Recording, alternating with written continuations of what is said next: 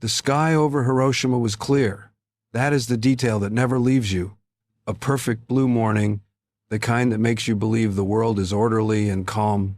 And then, in less than a second, everything that had ever been normal about that city was gone. If you have ever looked up at a bright sky and felt safe, this story will change the way you do that.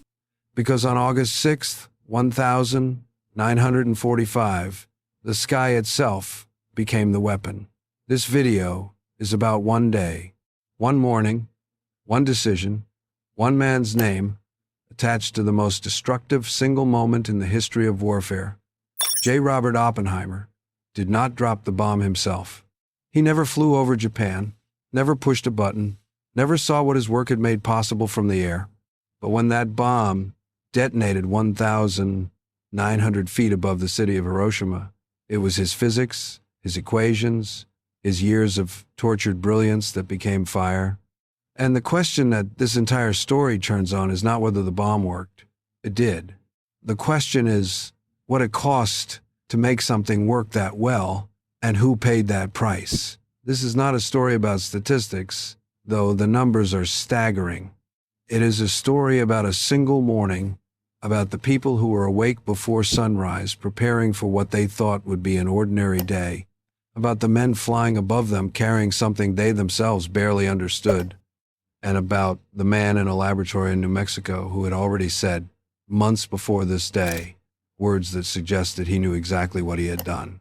By the end of this video, you will understand not just what happened on August 6th, 1945, but why this day carries a weight unlike almost any other in recorded history, and why the choice made on that morning still echoes in every conversation about war, power, and the limits of human ambition. So let me ask you this before we begin. If you had been in Oppenheimer's place, knowing what he knew, understanding what the bomb would do to living human beings, would you have kept working? Hold that question. Because by the time we reach the end of this story, you may find that the answer is more complicated than you expect. It starts, as so many catastrophic things do, not with an explosion, but with paperwork. In the summer of 1939, Albert Einstein signed a letter addressed to President Franklin D. Roosevelt. Einstein did not write the letter himself. It was drafted primarily by the physicist Leo Szilard, who had fled Nazi Germany and was desperately afraid that German scientists were already working to harness nuclear fission as a weapon. The letter warned Roosevelt that a new type of bomb of enormous destructive power might be possible and urged the United States government to support nuclear research immediately. Einstein signed it because his name carried weight. Roosevelt read it and took it seriously. That letter is now considered one of the most consequential documents of the 20th century, and almost no one outside the world of history knows it existed. What followed was slow at first: government committees, cautious funding, competing scientific proposals. But after the attack on Pearl Harbor in December 1941 brought the United States fully into the war, the pace changed completely. By 1942, the program that would become known as the Manhattan Project was officially underway, operating under the authority of the U.S. Army with a civilian scientific staff that would eventually number in the tens of thousands spread across multiple secret sites. The man chosen to lead the scientific side of the project was a 40-year-old theoretical physicist from New York named Julius Robert Oppenheimer, known to everyone as Robert. Oppenheimer was, by any measure, a strange choice. He had no Nobel Prize. He had never run a large organization. He was known in academic circles as a brilliant but sometimes difficult personality, a man of vast intellectual range who read Sanskrit for pleasure, quoted poetry in conversation, and could hold a room with the intensity of his presence. He also had associations with left-wing political circles that had made him a subject of government scrutiny. But General Leslie Groves, the Army officer commanding the entire Manhattan Project, chose him anyway. Groves later said that Oppenheimer understood the complexity of the problem better than anyone he had encountered, and that his ability to lead scientists, who are notoriously resistant to military authority, was exceptional. It was an unusual pairing. Groves was blunt, efficient, bureaucratic, and deeply suspicious of the academic world. Oppenheimer was refined, philosophical, and capable of poetry as easily as physics. Together, they built something the world had never seen. The central laboratory of the Manhattan Project was built on a mesa in the desert of New Mexico, at a place called Los Alamos, which before 1942 had been the site of a boys' school.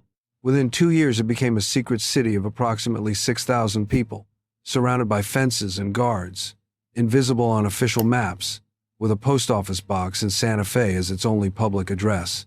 The scientists and their families who lived there were not permitted to tell anyone where they were.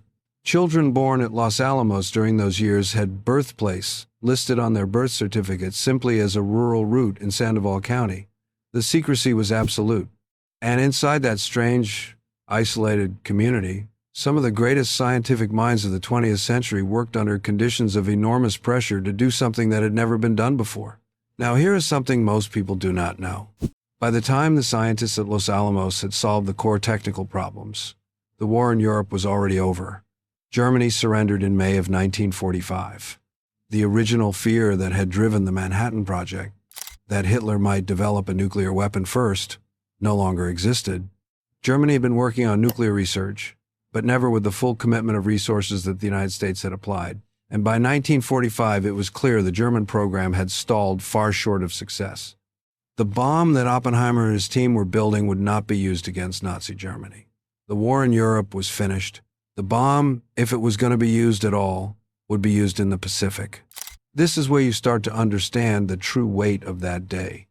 Because the decision to use the bomb against Japan was not automatic. It was debated. It was contested. Some of the scientists who had built it believed it should only be demonstrated over an uninhabited area as a warning. A petition drafted by Leo Szilard, signed by dozens of scientists at the project's facilities, urged President Truman not to use the bomb against populated cities without first giving Japan an opportunity to surrender after witnessing what the weapon could do. That petition was real, it was formal, and it went up the chain of command. It did not change the outcome. The men who made the final decision, President Harry Truman and his advisors, were working from a military calculus that is important to understand before you judge them. The Battle of Okinawa had ended in June 1945 with approximately 12,000 American dead and over 100,000 Japanese military dead, along with estimates of civilian casualties that may have exceeded that number. Planners preparing for an invasion of the Japanese home islands were projecting casualties on a scale that no one wanted to contemplate, with some estimates running into the hundreds of thousands of American dead and potentially millions of Japanese.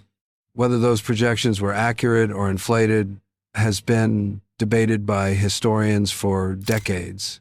But those were the numbers Truman was given, and those were the numbers that shaped his decision. On July 16th, 1945, at a test site in the New Mexico desert called Trinity, the first nuclear device in history was detonated. The explosion released energy equivalent to approximately 21 kilotons of TNT. It created a flash visible for hundreds of miles, a pressure wave that knocked observers off their feet at distances they had considered safe, and a column of fire and debris that rose into the sky in the shape that would later become the defining visual symbol of the nuclear age. The temperature at the center of the blast briefly exceeded that of the surface of the sun. The test was successful beyond what even the most optimistic predictions had assumed. Oppenheimer, watching from a bunker several miles away, later described what came to his mind when he saw the explosion. He said a line from the Bhagavad Gita, the ancient Hindu text he had read in its original Sanskrit, came to him. The line was, "Now I am become death, the destroyer of worlds." Whether he said those words aloud in that moment or whether they came to him afterward is not entirely certain. But the sentiment is documented, and it matters, because Oppenheimer was not celebrating. He was watching something that he understood would change everything, and he was already frightened by it. 3 weeks after the Trinity test, a single aircraft flew over Japan, and the world that existed on July 16th ended. The morning of August 6th, 1945, began for most of the city of Hiroshima in the ordinary way.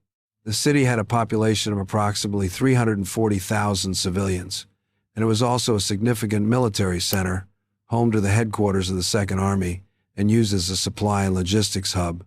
It had largely been spared from the massive firebombing campaigns that had devastated other Japanese cities, partly by accident and partly because it had been reserved as a potential target for something else. The people who lived and worked there did not know this. They got up, they ate breakfast if food was available, which in the summer of 1,945 inches, Japan was far from guaranteed. They prepared to go to work or to school. They watched the sky. There had been an air raid alarm earlier that morning, triggered by American weather reconnaissance aircraft passing over the city. But the all-clear had been given and people had come back out into the streets. By 8 inches the morning, Hiroshima was fully awake, fully populated, and going about its day. The B-29 superfortress that was carrying the bomb was named Enola Gay, after the mother of its pilot, Colonel Paul Tibbets. It had taken off from Tinian Island in the western Pacific before dawn, accompanied by 2 other B-29s, one carrying scientific instruments and cameras, the other prepared as a backup in case of mechanical failure. The flight Hiroshima took approximately 6 hours. The crew had been briefed on the mission but had not been told every detail of what the bomb would do. Tibbets later said the crew was calm during the flight. They were professional military men doing a job they had been assigned. Most of them had flown many combat missions. This one did not feel different until it was. The bomb, called Little Boy, was a uranium gun-type device. It was approximately 10 feet long, weighing about 9,700 pounds. The physics behind it was elegant in concept, brutal in application. A smaller subcritical mass of uranium was fired into a larger subcritical mass at high speed, bringing the combined mass above the critical threshold needed to sustain a chain reaction. The result was a fission explosion of enormous force. Little Boy had never been tested before it was dropped. The Trinity test had used a plutonium implosion device, which was the more technically uncertain design. The uranium gun design was considered reliable enough that it did not require a prior test. This was the only time in the history of nuclear warfare that an untested design was used in combat. The Enola Gay reached Hiroshima at approximately 8:15 inches the morning local time. The bombardier, Major Thomas Farabee, identified the aiming point, the Aoi Bridge in the center of the city, and released the bomb. The aircraft lurched upward as over 9,000 pounds of weight left the bomb bay. Tibbets immediately banked the plane hard into a diving turn designed to put as much distance as possible between the aircraft and what was about to happen. The bomb fell for approximately 43 seconds. Nobody on the ground who saw it had any idea what it was. At 8:16 inches the morning, Little Boy detonated at an altitude of approximately 1,900 feet above the city. The fireball reached a temperature of several thousand degrees. Within a radius of roughly 1 mile from the hypocenter, almost everything was destroyed instantly. Within a larger radius, the combination of blast wave, thermal radiation, and fires caused catastrophic damage. People close to the hypocenter simply ceased to exist as recognizable physical entities. People further away were thrown, burned, buried under collapsed buildings. The characteristic mushroom cloud rose to a height of approximately 40,000 feet and was visible from great distances. On the Enola Gay, the crew saw the flash even through their protective goggles, and when they turned to look, they saw the cloud rising and the city below obscured in smoke and fire. Tail gunner Robert Caron, who had the best view from his position at the rear of the aircraft, later described what he saw as a peeling of skin, a city boiling. This is where the human story becomes almost too difficult to hold. Because what happened in Hiroshima in the minutes and hours after 8/16 was not just death on a massive scale, it was suffering of a kind that no weapon had ever produced in that concentration and that speed. People who had been walking in the street found the skin of their arms hanging from their fingertips. People who had been inside buildings found the buildings gone and themselves lying in open air they did not recognize. People who had been far enough from the hypocenter to survive the initial blast began to walk toward the center of the city, toward where they knew their families lived or worked, walking toward a heat that turned the air into fire. And they kept walking, because that is what human beings do. They go toward the people they love. Survivors, who in Japan came to be known by the word hibakusha, which translates roughly as explosion-affected people, described a city that had become unrecognizable in minutes. The bridges, which were concrete and steel, largely survived, but everything around them was gone. The trees stood as burned black poles without branches. The streetcar lines still ran through streets where there were no longer buildings. Thousands of people moved through this landscape in shock, many of them badly injured, many of them carrying the invisible damage of radiation that would not be understood for days or weeks. Medical facilities had been destroyed. Doctors and nurses were among the dead. The city's infrastructure for responding to disaster simply did not exist anymore. Estimates of the immediate death toll at Hiroshima vary. Precise figures are impossible because records were destroyed and many victims left no trace. The most widely cited range is between 70,000 and 80,000 people killed immediately, with total deaths by the end of 1,945, including those who died from radiation, sickness, and injuries in the days and weeks that followed, estimated at between 90,000 and 166,000. The range is wide because certainty is impossible. What is certain is that in a single morning, a single city was effectively erased as a functioning human place by a single weapon dropped from a single aircraft. Now let me stop here for a moment, because this is a detail I want you to carry with you into the final part of this story. The United States dropped 2 atomic bombs on Japan. The second, on Nagasaki, came 3 days later on August 9th. Japan announced its surrender on August 15th. The war in the Pacific, which had killed tens of millions of people across Asia and the Pacific Islands, was over. And the question that every serious historian has wrestled with since that week in August 1945 is not simply whether the bombs were used. It is what using them meant, not just for the war, but for everything that came after. Because this is where Oppenheimer's story and the story of August 6th reaches its real weight. And this is the part that most people do not know well enough. Oppenheimer was not a villain. He was not indifferent. He was a man who had bent his extraordinary mind toward a single goal for 3 years, surrounded by other brilliant people who shared that goal, operating under the pressure of a war that was killing tens of thousands of people every month, and he had succeeded. When the bomb worked, he felt it as success. But then August 6th happened. Then August 9th happened. Then the photographs came back, and the reports began to arrive at Los Alamos. And the men who had built the bomb began to understand what they had built with a completeness they had not possessed in the desert of New Mexico, at Trinity, where the only things within miles of the blast were instruments and observation posts and scientists. Oppenheimer spoke to an assembly of Los Alamos staff on August 6th, 1945, after the news of Hiroshima arrived. He entered the auditorium and people were cheering. It was described by those present as the atmosphere of a sporting victory, which is a remarkable and disturbing detail. Oppenheimer pumped his fist in a gesture of celebration. He said he was proud of what the project had accomplished. He expressed the standard military position that the bomb had shortened the war, but privately, and increasingly publicly, something was changing in him. In October of 1945, addressing a different gathering, he said the words that would follow him for the rest of his life. He said that physicists had known sin, and that this was a knowledge they could not lose. That phrase has been quoted many times, but it deserves to be heard slowly. He did not say the bomb was wrong. He did not say he regretted building it, at least not directly. What he said was that they had known sin. He used a moral category, a religious category, for what science had done. He was saying that building and using the bomb had crossed a threshold that could not be uncrossed, and that everyone who had been part of it now carried that crossing with them. It was one of the most honest things any scientist had said publicly in the immediate aftermath of the bomb, and it made Oppenheimer enemies in both directions. Those who thought the bomb was unambiguously justified found his words uncomfortable.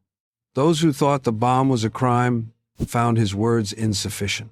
What happened to Oppenheimer after the war is itself a story that carries enormous weight, and it connects directly to the meaning of August 6th.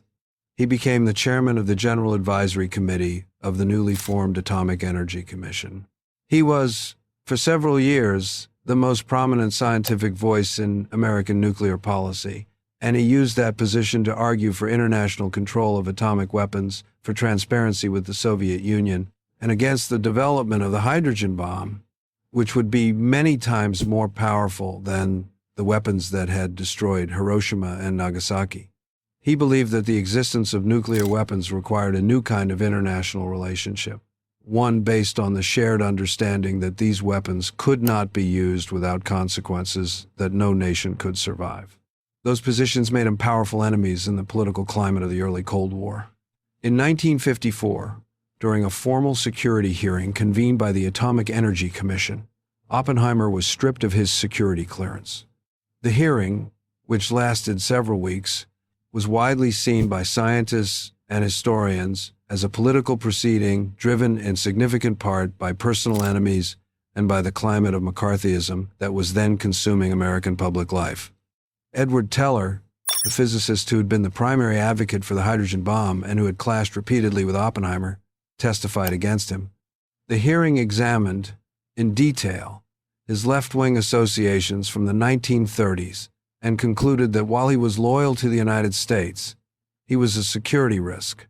It was a judgment that ended his role in official policy and that he never entirely recovered from. J. Robert Oppenheimer spent the remaining years of his life as the director of the Institute for Advanced Study in Princeton, an institution that allowed him to continue working in theoretical physics and to remain connected to the scientific world. But he was permanently excluded from the halls of power where, in his view, the decisions about nuclear weapons were being made badly. He died of throat cancer in February of 1967 at the age of 62. He never received the full public vindication in his lifetime, though in December 2022, 75 years after his security hearing, the U.S. Department of Energy formally rescinded the 1954 decision, acknowledging that the proceeding had been flawed. Here is something worth sitting with. The man who built the weapon that ended the Second World War was ultimately punished, not for building it, but for believing it should not be used again, and for saying so clearly at a time when the government wanted to build more of them. Oppenheimer's sin was not the bomb. His sin, in the eyes of the political establishment of his time, was the honesty to say that the bomb had made war itself a different thing, and that the old logic of building more weapons to win future wars was now a path towards something that no one would survive. He was right, and the world he was trying to warn people about is the world we have been living in since August 6, 1945. The nuclear age did not end with Hiroshima. It began there. The Soviet Union tested its first atomic bomb in 1949. The United States tested the hydrogen bomb in 1952. The Soviet Union followed in 1953. By the early 1960s, both superpowers had stockpiles large enough to destroy human civilization several times over. The Cuban Missile Crisis of October 1962 brought the world to within what most historians now agree was extremely close proximity to a nuclear exchange. The men sitting in the rooms where those decisions were made in 1962 were aware, every hour of those 13 days, of what had happened on the morning of August 6th, 1945. Hiroshima was in the room with them. It has been in every room where nuclear decisions have been made ever since. There is a building in Hiroshima that was almost directly below the point where Little Boy detonated. It was called the Hiroshima Prefectural Industrial Promotion Hall. The explosion occurred at such a steep angle directly above it that the building's walls did not collapse outward the way most buildings in the city did. The dome of the roof was destroyed, but the skeleton of the building remained standing. It still stands today. It is now called the Atomic Bomb Dome, and it was designated a UNESCO World Heritage Site in 1996. It stands in Hiroshima as the most deliberate kept ruin in the world, a physical reminder that a single morning in August 1945 produced something that cannot be unmade. Hundreds of thousands of visitors see it every year. Many of them are young people who have never known a world without nuclear weapons, for whom Hiroshima is history rather than memory. Many others are older, men and women who were alive on August 6th, 1945, or who grew up in the shadow of what that day created. The Hibakusha, the survivors of Hiroshima and Nagasaki, spent their lives telling their stories. Organizations of survivors have lobbied continuously for nuclear disarmament, traveling to the United Nations, speaking to governments, making the argument that they alone could make, which was not a strategic argument but a human one. They said, "We were there. We know what this weapon does. We are telling you that it must never happen again." In 2017, the Treaty on the Prohibition of Nuclear Weapons was adopted by the United Nations, with 122 countries voting in favor. None of the 9 countries currently believed to possess nuclear weapons voted for it or signed it. The treaty has no enforcement mechanism and no practical effect on the nuclear arsenals of the world's major powers. The gap between the Hibakusha's testimony and the actual behavior of nuclear states remains exactly as wide as it was when Oppenheimer stood in that New Mexico desert and watched the sky become something else. If you have made it this far in this story, I want to thank you for staying with it. History like this is not comfortable to sit with. It is not meant to be. The reason this channel exists is because there are days in history that deserve more than a paragraph in a textbook. Days that require you to sit in them for a while and feel their full weight, to understand not just what happened, but what it cost and what it continues to cost. If this video has done that for you, please take a moment to like it. It genuinely helps other people who care about history find this kind of content. And if you are not already subscribed, consider subscribing, because every week this channel brings you another day that changed the world, told in exactly this kind of depth. I also want to ask you to share this video, not because sharing helps the numbers, though it does, but because this particular story is one that deserves to be in more conversations than it is. The weight of August 6th, 1945, is not just historical, it is present. It belongs in the conversations that thoughtful people are having right now about the world and its dangers. Send it to someone who would sit with it the way you have. And I want to invite you to leave a comment with something specific.